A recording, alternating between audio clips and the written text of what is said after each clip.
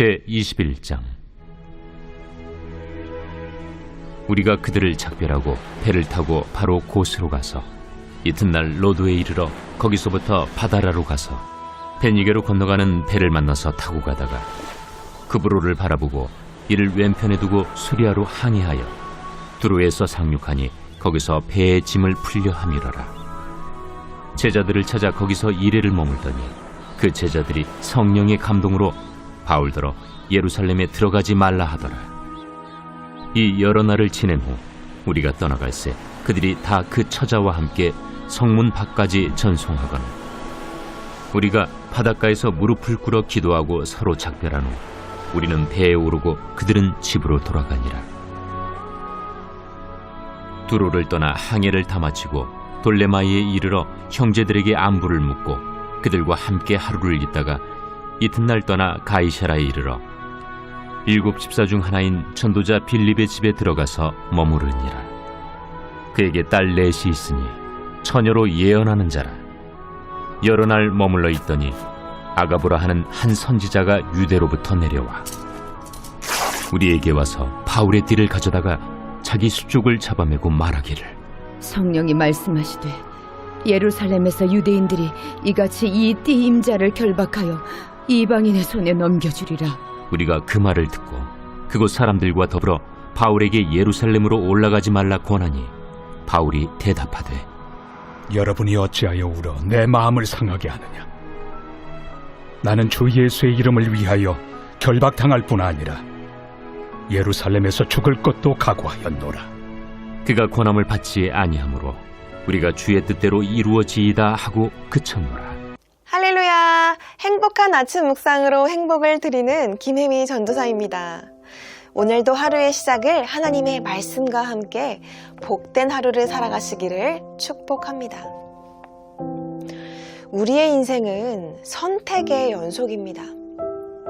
무엇을 먹을 것인지, 누구를 만날 것인지, 또 어느 방향으로 갈 것인지, 일을 잠시 쉴 것인지 아니면 일을 계속할 것인지, 휴가 일정을 다음 주로 정할 것인지 아니면 그 다음 주로 정할 것인지 등등 우리의 삶에 있어서 선택은 빠질 수 없는 것이죠.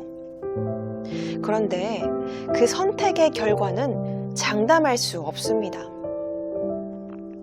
우리가 어떠한 선택을 하는가에 대해서 득이 될지 실이 될 것인지, 길을 돌아 갈 것인지 아니면 빠른 지름길로 가게 될 것인지에 대해 알 수 없다는 것이죠. 그래서 우리는 좋은 선택을 하고 싶습니다. 내가 어떠한 선택을 함으로써 나에게 좋은 이익을 얻길 원합니다. 그렇기에 우리는 어떠한 선택을 하는 데 있어서 나에게 중요한 기준점을 세우고 좋은 선택을 할 수 있도록 고민합니다. 우리가 계속해서 보고 있는 말씀 가운데 등장하는 사도 바울 또한 그에게 수많은 선택의 순간들이 있었습니다. 오늘 말씀에서는 사도 바울 주변에 있는 많은 제자들이 예루살렘으로 가려고 하는 바울을 말리고 있습니다. 그가 예루살렘으로 가게 되면 그가 겪어야 하는 많은 고난들을 알았기에 바울을 굳고 말리고 있었던 것입니다. 하지만 그는 어떤 상황 속에서도 포기할 수 없는 중요한 선택의 기준이 있었습니다. 사도 바울이 가지고 있었던 중요한 선택의 기준은 무엇이었을까요? 오늘 말씀을 통해 알아보고자 합니다.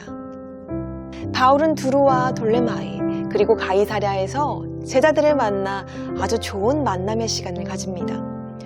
그런데 그가 만나는 사람들, 그가 가는 곳마다 그가 예루살렘으로 가는 것에 대해서 그곳에서 당할 그의 환난들을 예언하며 그가 예루살렘으로 가는 것을 말리는 겁니다.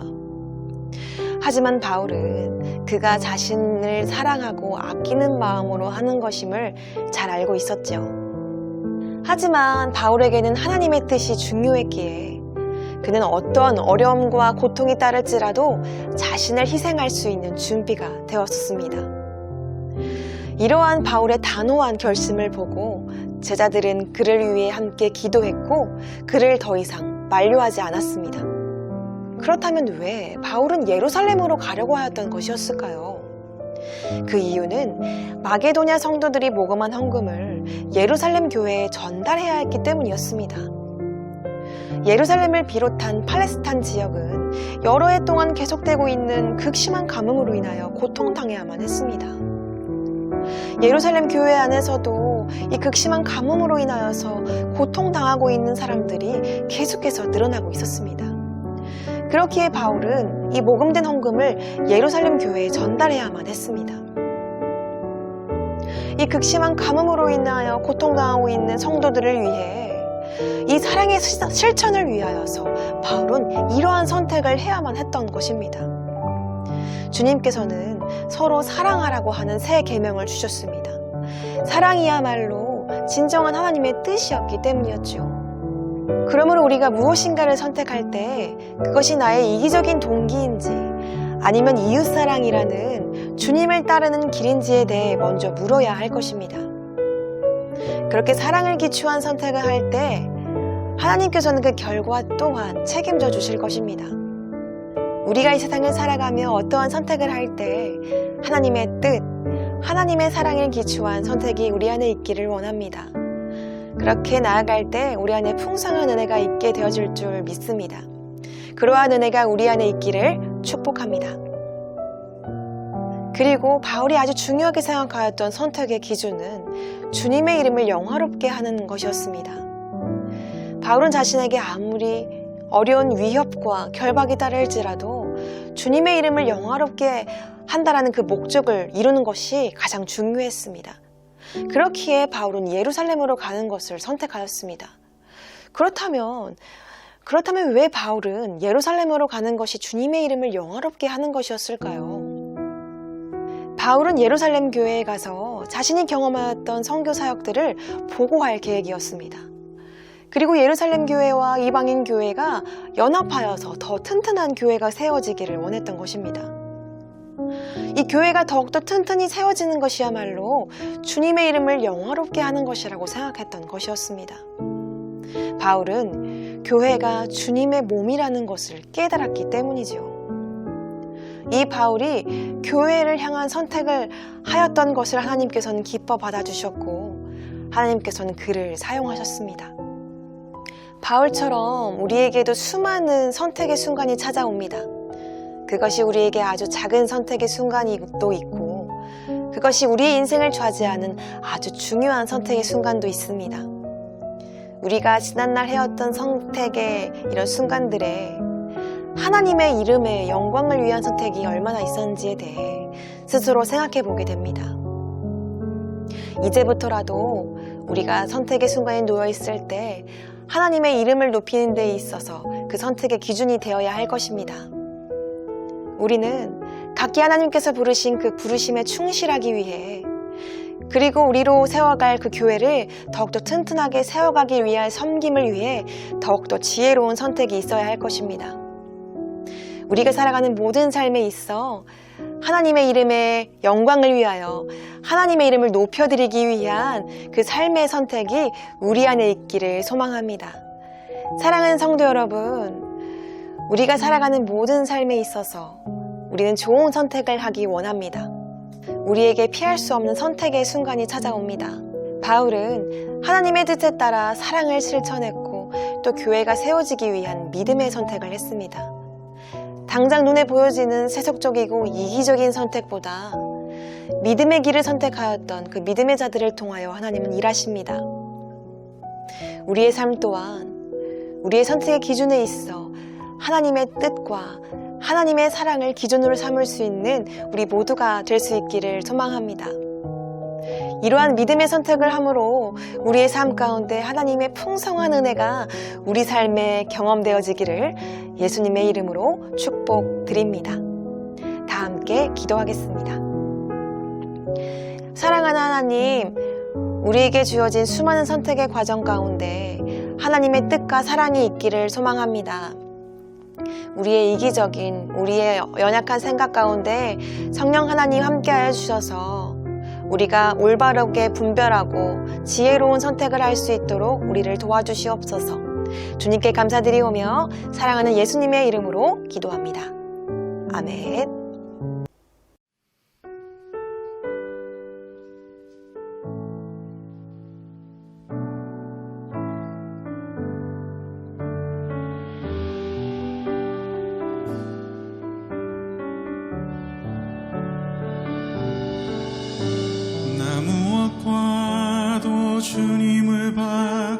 바꾸지 않으리. 다른 어떤 은혜 구하지 않으리. 오직 주님만이 내 삶의 도움이시니 주의 얼굴 보기 원합니다. 나 무엇과도 주님을 바꾸지 않으리. 다른 어떤 은혜 구하지 않으리. 오직 주님만이 내 삶의 도움이시니 주의 얼굴 보기